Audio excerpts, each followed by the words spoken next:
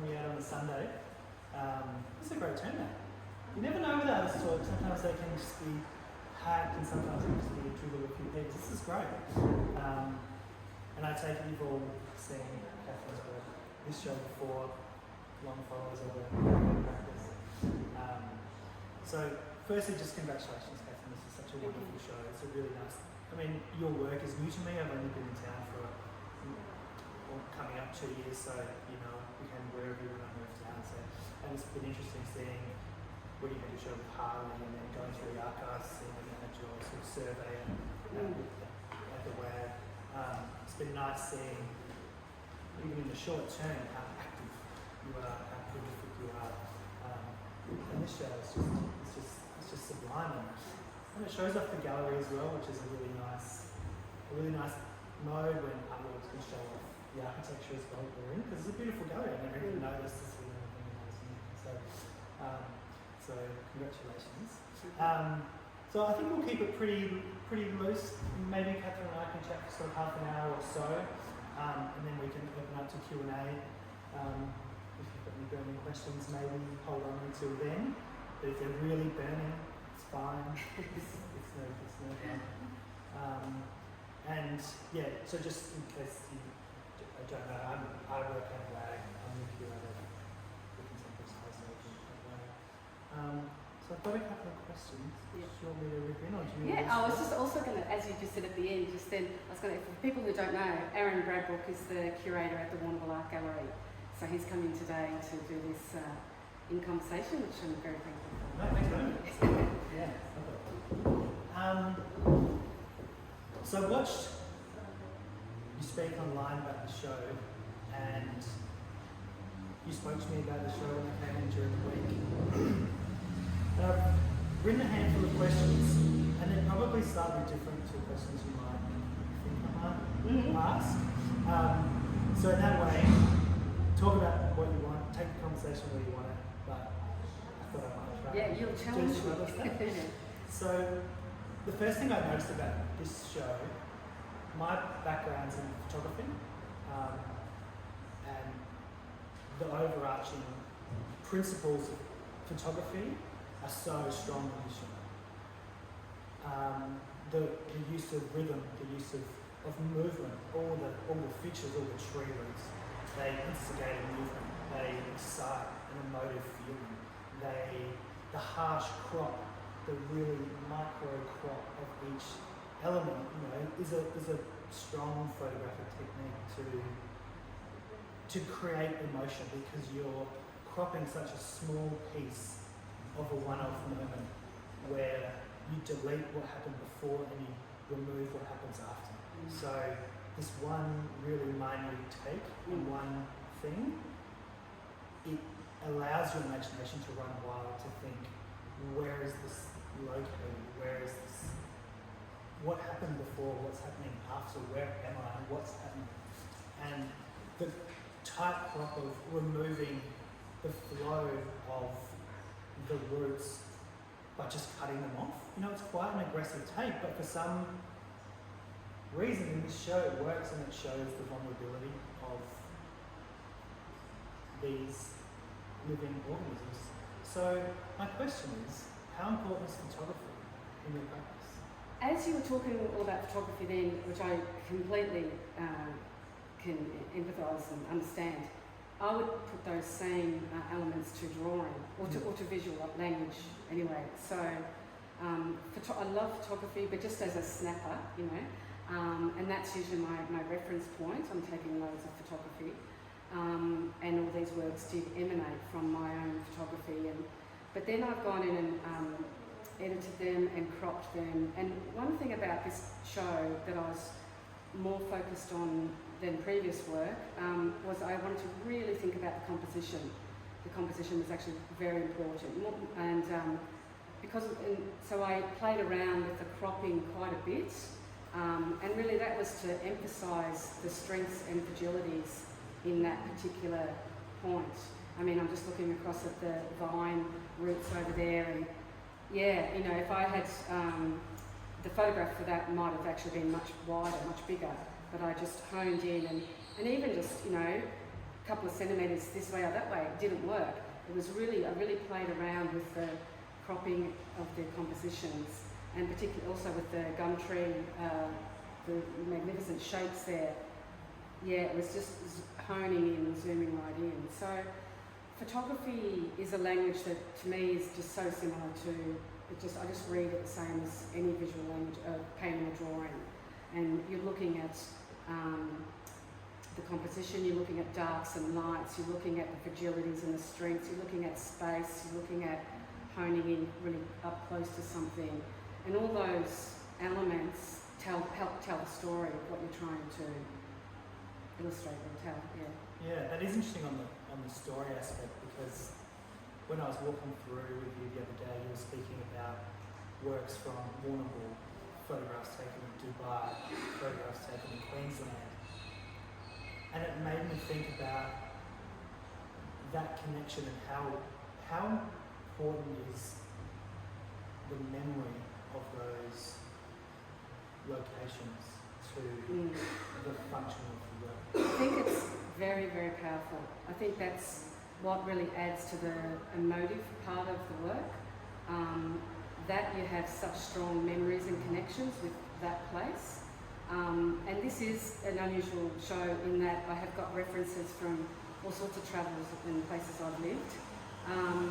And yeah, so like I'm looking over at the Bougainvillea from Dubai, and that is loaded with memory and emotion for me, all the time, all the years I spent there. And yeah, and this morning, when I did the original exhibition proposal for this show, I actually made it much more focused about memory, and but I put that aside. Like, you have to write a proposal to get the exhibition here, so you put all that together, and then I kind of forgot about it actually, and I thought I'm just going to draw and make the work what I'm really interested in right now, this very moment. So I didn't know what was going to be in the show. I started with the Bougainvillea, then I, went up to the Wimmera to sculptor friends in up there, and they showed me the gum trees. Then that reminded me of these fantastic Queensland trees. So the work's just sort of kind of gradually or naturally evolved.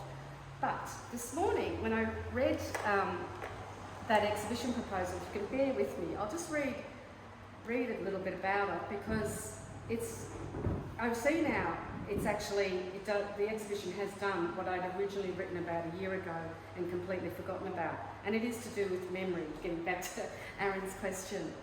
So this was written at least 12 months ago. This new series of works focuses on intimate observations of nature and light, intricate details, and the role our memories play in distilling and influencing how we perceive our present view. So this is actually titled Memory and Present. So it's about the convergence of our memories with our present experience. Time, memory, and the present all converge in our perceptions and observations of a delicate beauty, that of the shifting light, nature's details, or vast and moody skies. The works explore the balance and harmony of opposites, the fleeting and ethereal, the intricate and fragile, with the strong, dynamic, and grounded. Sifting and connecting our memories, pouring these observations into the drawings, can imbue the works with a certain presence and a depth of feeling, a mood and a mystery, which speaks of our present connection and our loaded memories. The charcoal drawings navigate what to reveal and conceal, with the aim to convey a powerful presence that is also harmonious and subtle. So when I read that this morning, I thought, oh gosh, that's actually the show. So that was good. So why is it so important to revisit those memories and also to conceal some of them too, of your sort of journey? I think the concealment part is just about honing in on what's really important. So the less is more kind of way of thinking, leaving out the unnecessary. So in a way, you're sifting through your experiences and what you take from those experiences.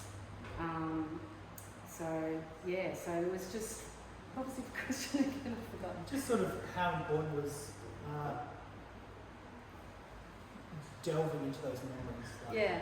Okay, so, because I don't know, I think that even where we are today and how you think about the world or your perception of who you are and perception out to the world has been, has come from your long history of experiences and memories, and they shape who you are. So I guess with me, it's the way I see the world and what moves me, and really that's originally why I'm making art in the first place. So I think it's important to be connected, I guess, with the emotive experience of your time and place, and bring that to the artwork. You spoke a lot about, or a bit about in your artist statement, focusing in on the micro. You wanted to take your own mental capacity into that space, and then you spoke about wanting to bring viewers with you. So why is it important for you to do that, and why is it important? Why do you want to bring people with you into that space as well? I think in some ways the making of the art in your studio, the artist, it's a very I shouldn't use the word selfish, but it's a language between you and the artwork. So at the time of the making, I'm not thinking about the audience at all. Sorry guys. that's between me and the canvas or the paper. But I think what happens is, I'm trying to tap into my emotional or spiritual life, or how I just figure out life, or what moves me, or what's out there in the natural world. And you show someone, and what's great is when they have that emotional connection, or they get it, or they understand it, or it moves them in some ways, it reminds the viewer of someone else. I think for me, in a sense, art is almost like a religion to me. It's a way for me to have that kind of very deeper, meaningful connection with life. And if I can in some way show someone else that this is a way into that inner world, that inner life, then that's kind of my aim and intention, I suppose. So if art imitates life and life imitates art, you spoke to me about this show being a departure from your previous work to this point. Can you talk to me and us about why you needed to make that break, why you needed to make this work, why you needed to visit charcoals, and why you needed to get out of the route of the commercial aspect of things? That's a lot of questions. It sounded like it was just one question in my mind. I'll try and follow the trail of thought. This is a big departure for me, and I was really touched actually last night. A fellow art school friend, Robin Burgess, actually wrote a note. This is a really powerful step forward, Kathryn. And I almost cried because I thought she gets it, she understands. Like all the landscape wall paintings that I've done for many years, they were completely genuine at the time I was making them. But and there is an element of when you're having exhibitions every 12 months in commercial galleries for the last 20 years, where you are on a bit of a time schedule and we want more and produce a show, bang, bang, bang. It does get a bit tiring and a bit, and sometimes there are elements where I got a bit stuck or a bit stale. And I really desperately needed to make a departure from that, just to freshen up my practice mainly, and to get back to that inner voice of the artist in me that perhaps had got a little bit lost along the way. And I'm really happy to say that in doing this body of work, I feel I've just leaped bounds into that. Like I feel that this work is really genuinely, authentically connected to where I am right now at this moment. And I feel heaps more creative with this work. I feel completely 100% engaged in the making of them. I'm super proud of this show. It is a departure, but it's not to say I'm not going to do landscape paintings again. I think what will happen now is when I go back to those landscape paintings, I will just be fresher, and I'll be perhaps a little bit able to make some other moves that I might not have made, you know, if I hadn't taken the break. And charcoal is actually probably my first love. I do actually find oil painting incredibly hard. I love it at times, but at times it's like, oh my gosh, how am I going to do this? How do I resolve this? How do I solve this problem? The paintings take 3 to 4 months each to do, so it's a really long journey, a long commitment. These charcoals did take 8 to 10 hours a day for 3 to 4 weeks, one at a time. So that is also a really intense investigation, but I was just completely enthralled in the process. And I didn't even want them to finish. I play nice music in the studio and work during the day, take some breaks, go back, work at night till I collapse into bed. I just was enjoying the process so much. So, what were some of the other questions? Does that cover it? How does that almost endurance-like quality how is that different to previous works? I think what have you learned from that process?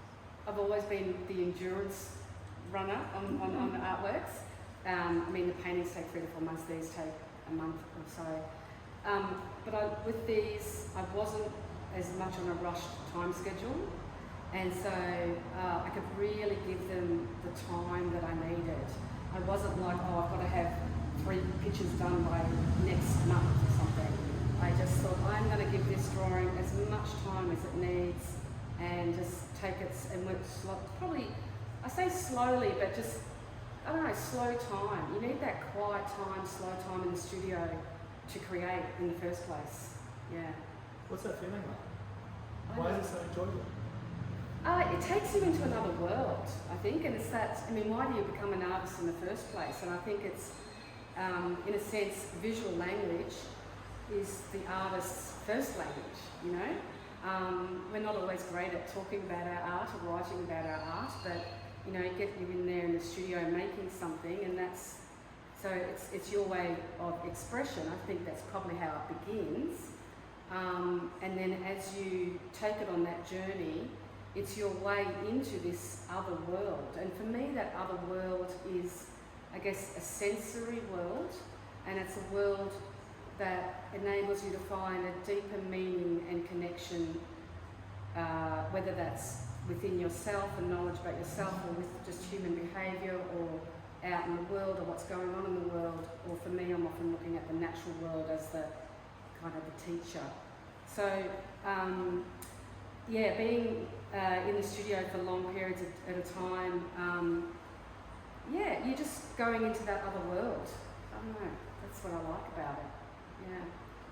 You might not have thought this far ahead because you're probably just sitting with this show now, but how might principles you've learned in making this work affect painting? Yeah, I don't know that I've got all those answers yet, and the trick is also sometimes you just need to give it time, and also some quiet time, and things will start bubbling up and emerging. I mean, even my friend's comment yesterday about this is a powerful step forward, that actually just made me reminded me to like keep going with this kind of vision of this way of working, and don't fall back into perhaps ways that are just easier, you know. So I don't yet know. I think it's going to be a mixture of hopefully bringing more depth and mystery to the paintings, and keep going with the drawings. I mean, I haven't done this kind of, how do you say, investigation and tonal observations with the drawings before. Although I've done charcoals over the years, they haven't been as intense as these, yeah. What's the difference between working with black and white or monochrome or working with colour? Good question. I think I'm actually, I see and work tonally. So when there's colour in my paintings, it's usually a very, very limited palette, because I think the way that I don't know, the way that I work, the way that suits me best is to work tonally. So that is actually another reason why I loved the charcoals, because it took those colour considerations out, and I could just work completely tonally. I mean, I have thought about whether turning a couple of these images into paintings, but if I did, I would do it literally as a tonal, maybe a kind of a bluish sort of colour, or whatever colour, but just a very limited tonal range, so it almost looks like a painting but a drawing but a painting, like an X-ray or something, yeah. Because in the sort of the photographic language, like switching to black and white is often a choice to enhance the drama. Oh yeah. Like, yeah. There's no question. It's just No, it's a good. But it does yeah. like it has that, and I wonder if they would be as successful had they been kind of. True, because I think it's about that. What do you reveal? What do you conceal? What do you take out? What do you leave in? And yeah, true. It probably does make them more dramatic, and I mean, and I'm trying to hone in on the qualities of light and the drama between something that's really subtle and something that's really strong. So, like on those bougainvillea over there, it really works as black and white. But that bougainvillea was actually a really strong magenta colour. This morning, a beautiful butterfly flew in onto the drawing, really colourful one, and sat there on the leaves for ages. So we took some photos, and it looked fantastic. All the colours, the orange colours against the black and white drawing. So who knows? Yeah, what's next? Yeah. And the scale of these are, huge. Yeah. That was a deliberate choice. I don't know. Again, you just got to follow your intuition and follow your feeling. And I just had a really strong vision that I wanted these to be large, and I wanted that impact. I wanted a really powerful impact. And I am taking the minute details in a lot of them. So maybe they're minute details that people would overlook, So you're taking that and you're blowing it up big in the gallery. And I think that's just saying something as well. It's like, notice the beauty, notice the intricate details in life and around. I don't know that these they wouldn't have had the same impact and power if they were smaller drawings. So sometimes, and like even with painting, scale is very important, when you're working up a composition for a painting. It may not work at XYZ, but it will work at this scale. So yeah, they're just other considerations that you think about when you're creating work and you're knowing it's going to be going on in the exhibition. Yeah. Did you start with the scale in mind, or did the scale become apparent as you're working through that process? No, well this is the largest sheets of paper I can get hold of. so that limited me. I did think about a huge wall drawing. You can get the Stonehenge paper in a roll, but then it becomes quite difficult to look after it, to exhibit it, for it to travel. And I find that with the charcoal, they're really best protected if they're framed. So I stuck with this the large sheets of Stonehenge. I just buy a whole packet of them, and they fit exactly in my plan drawers. And then I can cut them in half or cut them down for smaller works. Yeah. So in a way, that was part of my consideration. Like I have seen some drawing shows where they're huge, hanging, and they look amazing, and I'd love to do that. But I think the practicalities of looking after the work on paper that it's not framed, that's charcoal, is just too difficult. So, yeah. And I think they look pretty nice framed. Like this. The framing choices. Yeah. Well. Yeah. And I think, where you've left the paper showing, that's always a nice, a nice note to the material as well. Yeah. Like instead of trying to conceal the material, it's nice to sort of see that. Yeah. Is there any questions at this point? No? Yeah.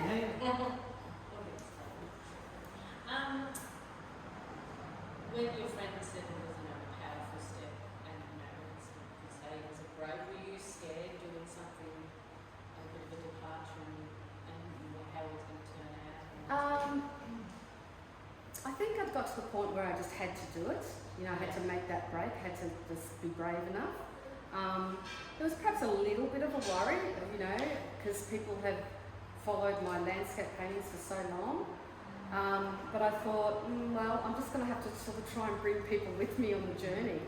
And so during the year, I just put up little snippets on social media, like not the full drawing, but just kind of just tried to introduce that I was doing this new work, and and people then could follow that, oh right, she's doing this different work, and so I kind of had a little bit of a lead up to a few teasers to the show. And there will be, there's people who have come in and said, oh, but we love your landscape paintings, which is lovely. But yeah, I don't know, you just got to follow where you're at and honour what's true for you. So this is what's true for me, now. Can you speak to us a bit about what the word rupture means to you? So I usually title an exhibition just only at the very, very end. Usually when I've got all the work and I can just look at it all together on my computer screen, and sometimes that takes ages, and I just have a journal. I just write randomly all the words that come into my head that sort of describe the work. But I think this was almost the first word I thought of. So rapture, but then I also kind of had a little bit of a giggle. Well, that's also a little bit like wrapped, as in W-R-A, rapture, the vines wrapped around the tree. But when I then later Googled the actual definition of rapture, which I'll just quickly read, I thought that's spot on. Rapture, a state or experience in which the spirit is exalted to a knowledge of divine things. And I thought, well, that's what I'm trying to do with my work, so that's just perfect title, yeah. Before that, it was going to be, in the proposal, it was memory and presence. But it became rapture. Yeah, rapture's nice. Yeah. It's punchy, to the point. Yeah. It sort of sums up as Yeah. what you're trying to achieve. I can just also a little bit about the process of the drawing.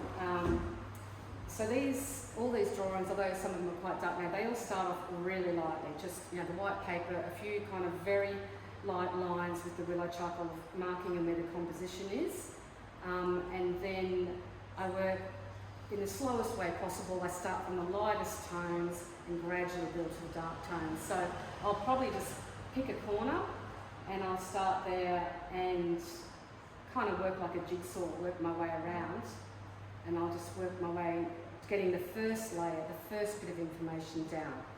And then that's the first of countless, I don't know how many. And then I go back and I start again, putting more information down and gradually building the tones. And that just happens again and again and again and again until you're getting a little bit more, it's starting to look what I wanted. And mostly it's been done with willow charcoal, which is a really crumbly sort of willow charcoal. So, and what a few little things that accidentally happened when I was doing the bark in the big trees. I just turned the charcoal on its end and just was sort of dabbing to try and get that textured effect. And that worked sometimes, and then I'd go along and you're kind of reading off the work and you accentuate and highlight the different marks. And then sometimes maybe I'd made a mistake or something as I rubbed an area out, and then I went to lightly go over it again. And to my delight, that previous tapping had embossed the paper, and so I was picking up all this little texture, almost like snail trails.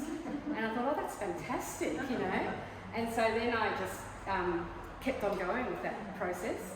So that was something nice. And then, not in this one, but in this one behind me, I also picked up a really old, tiny paintbrush and just started ever so lightly after I'd done the drawing, just kind of tapping it, and it just softened it all a little bit more, and then we'd work over it again. But I can see the difference between these two. This is much sharper lines, because I hadn't used any brushwork in this one, and this one's got more probably tonal gradation that was also done later, because I was learning things as I was going along, and it has the softness of the brush. And then white areas generally were kept white in the beginning, where I wanted to keep the white. And of course they get dirty after a while, and I'd use a clean brush to just brush it back, or at the very end use an eraser. And then the strongest blacks were done in the compressed charcoal, and that just came in at the end. So there might have been some layers of willow charcoal underneath this, and then the really black compressed charcoal, and then I've smoothed it with my fingers to just and done enough layers to get this really velvety matte surface. And that's just to really accentuate what was going on in the tree, yeah, all the different shapes and stuff. So yeah, I learned a lot technique-wise in a way, and just took it a lot further than I ever had before. And some of I used also some compressed charcoal pencils at the end to just highlight sort of crisper areas or darker areas. It's great to hear about the process, Kathryn, because some of those blacks are quite surprising. Yeah. And on the bougainvillea, if you look up close, like at the moment from here, they read as just one black, but if you go up close, there's actually different tonal shades of black, and that's differential. I think I made the flowers the blackest black, and some of the leaves are kind of more matte, graded down black.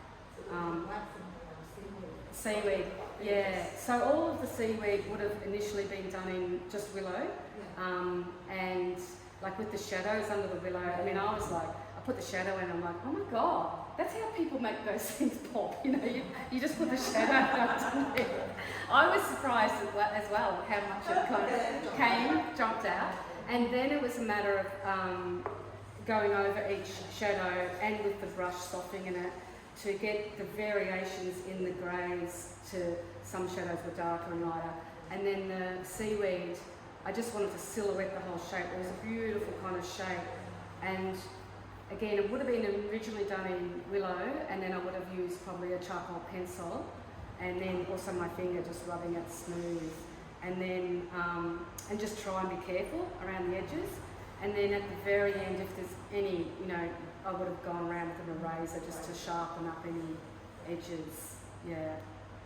Could you comment on these ones considering the memory? Yep. But you're a bit more people, you're in Warrnambool, and these are seaweed. Yeah. So the memory is very present. Yeah. So that's true. These were more of the present in the present. I mean, the largest seaweed drawing was a little stick of a little piece of seaweed that I had on my plan drawings this year for the last 2 years, but didn't ever know what to do with it, you know.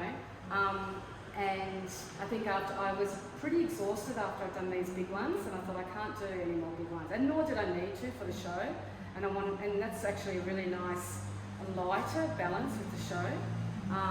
So I started on the seaweed, and then that connected back to the first bougainvillea, really, that lace work and kind of decorative patterns. So the 3 seaweeds that you're talking about on the wall around the corner, well, they're just, I probably wasn't consciously thinking about memory, it was more just, I don't know, but like the beach and Warrnambool and growing up here, it is just part of our life, you know. So it was probably more to me about noticing the beauty all around you and noticing just the seaweed or a pebble on the street or anything, you know. I think it was about bringing attention to those small details in nature. Also, they're so organic, aren't they? Big house. The seaweed is so organic. Yeah, gorgeous Like, shapes. It's just incredible. Yeah. And Even though they're organic, it's very, I think the composition thing really pointed to that. yeah, It's almost still like one. yeah, true. They, I can see the relation to when I was in Dubai and was started the drawings with the Arabic lanterns and shadows of the bougainvillea and the beautiful mashrabiyah, the beautiful patterns that you get in the Middle East. And that was when I was really changing the way I was doing charcoal drawings.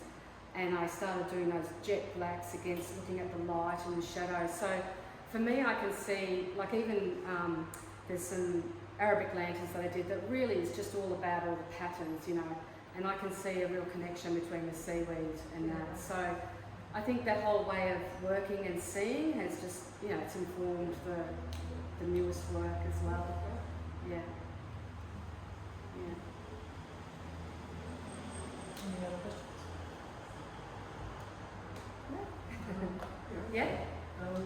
So looking at the sequence of these, works, these ones in line and seaweed here, the mallee tree, breakthrough work. Yeah. And it seems to have inspired you to really go for it. Spot on, Paul. Insider knowledge. I started this, when I was going to start this series, I did start with the Bougainvillea, 2 drawings, and that was at a time when I was still finishing off some paintings, and I just thought, you know what, I need to take a break from painting. I need to do some work that's completely for me, and I did the Bougainvillea, and then I thought I'm super happy with them. That's what, they'll be like the key works in the show, and I'll make a show to develop from that. And then I went back to the painting for a few months, finished off those works. And around that time then visited sculptor friend up in the Wimmera, took us to the creek and all these magnificent gum trees. And I was just so inspired by the shapes, I think. They call this tree the magic tree. It's seriously probably the size of this room. It just spreads out. Some of the branches go right up, they go underground for a while, then they come up again. It branches out in every direction. It's absolutely amazing. And I was so inspired, and it also, so when I came back I thought, right, I'm going to do a whole series of them. There's going to be about 9 of them. But I just did the one, and then I remembered this, Queensland tree that I absolutely love, and I thought, then I'll go into that. I might still come back to them. But also that tree reminds me, last year I think it was, the Sydney Dance Company came to Warrnambool and saw a magnificent performance called Impermanence. I was sitting on the edge of my seat, just like jaw was down here, just enthralled by the movement of the dancers. And I could really see it, how it related to the visual work that I was drawing at the time. So there's something about the movement and the dynamic shapes that I must be attracted to. Yeah. Yeah, absolutely. And they actually give the 2-dimensional works a 3-dimensional aspect, because I personally become sort of enthralled by the movement, where I start to imagine these works coming off the page and actually extending beyond what you find. This one looks like it's just going to come out and at you, I think this is a great work, because it struck me as well, because it's a great work for inclusion in the show, because it's a break. It's a nice visual break. Yeah. You're touching on a lot of similar points, and then shifts, and then you touch on some more, and then this is just something that sits on its own. So it's a nice, to sort of, there's a lot of rhythm in the works, and then when you're navigating the visitor experience, it actually breaks the rhythm as well. If you walk through the space. True. I mean, I hadn't really thought about that as I was making it, but like looking around the room now, I can really see that. Like if there had been a whole room of just these, it would have been a bit claustrophobic and a bit too much, I think the fact that we've got the seaweed and the lighter ones and different ones, it just takes you to different places, yeah. I think that one there, it really challenges everybody. Well, it challenges me. Yeah, in what way? Well, because it is so strong and powerful, and the diagonals, like I've seen vines, I've seen things like that. Yeah. Yeah. But that, like it just, and the lighting on it, and the angle and everything, it's like you've gone further to me. Oh, with yeah. that one. Yeah. Kind of takes you to another world. Yeah, like it's. And that's maybe like, because the fact that there's no background information, there's no like natural background. It's just, so it's a little bit more abstract in a way. So it does, like at the very beginning you said how it can take people to other... And the light's quite harsh in terms of the black and white dynamic. A lot of the tonal aspects are very gradient, where it's quite a stark contrast. Kathryn, do you think the success with this one, the breakthrough in this work, sort of then got you thinking about the past experience when you first walked through that Mary Cairn Reserve and you saw these amazing Queensland trees? Yeah. And you probably put that to one side in your memory. Yeah. You should have focused on other things. Yeah. And then this popped up. Yeah. Yeah. Definitely. And that wasn't inside information. definitely after I did that, the tree from the Wimmera, I, in a sense, it showed me that it was possible to do something with these trees from the Mary King Cross Reserve in Queensland. Although I had, because I'd loved these trees since 2010, 2011, I'd actually carried it in my computer file under my inspiration folder since 2010, but I never knew, you know, how could I do anything with that? I was painting landscapes, you know. So, yeah, it did trigger a way to then connect with this work, yeah. Memory, time. So yeah. what was the sequence of drawings? Tell us where you So, started. yeah, so it started with the two really large bougainvillea, Right. which I thought was going to be literally the key to the show. And then I think it was, I can't remember, that the vine on the local house here in Timor Street or along the wall, I can't remember actually whether that came first or after the gum tree. Yeah. I'd have to look back.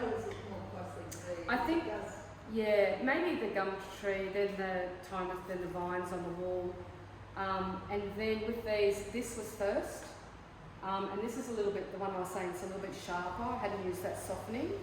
And then there was this one behind me where I really took the tonal range a lot further and softened it and more textures and so forth.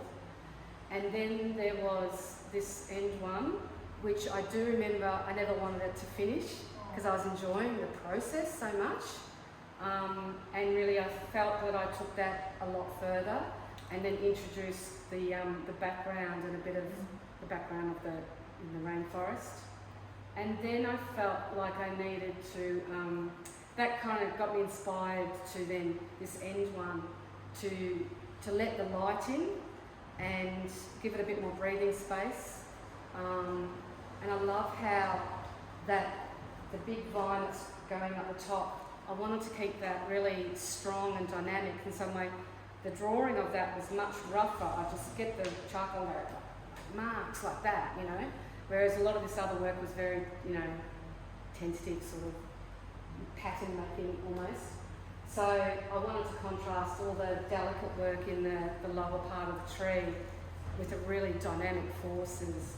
And that to me, it just felt like this, almost this, I don't know, maybe a freedom of going up and letting the light in. So that one's called Evolve for that reason. And then, what did I do after that? Perhaps I did a smaller one then, just focusing on the knot of the tree, on the vine, and left that with the white background. And I perhaps did the smaller bougainvillea, there's two of them at the end. And then there came the seaweed, and I did that really long, big seaweed first, and I was super happy with that. So I thought I'd do some more. So then we went hunting down the beach in front of the pavilion, gathered a bit more seaweed, looking for the super, super black seaweed, and more focused to look for interesting patterns in the seaweed. And then that's when those three came, yeah, the last three seaweeds, yeah. It's nice to hear about the conscious learnings from piece to piece and how you evolve and adapt and change to continue that Yeah. learning process throughout the works. Yeah, hopefully. Yeah. Other questions? Any other? We've been roaming on for almost an hour. Long enough. Thank you so much for coming today, especially, thankfully there's a bit of a cool change because it was so hot, you know. Really appreciate everyone coming in today. And the show's up till the 6th of Feb? Till the 6th of Feb, yeah, so a couple more weeks actually, yeah. So, yeah. Well, thanks so much. Congratulations. Thank you, Aaron.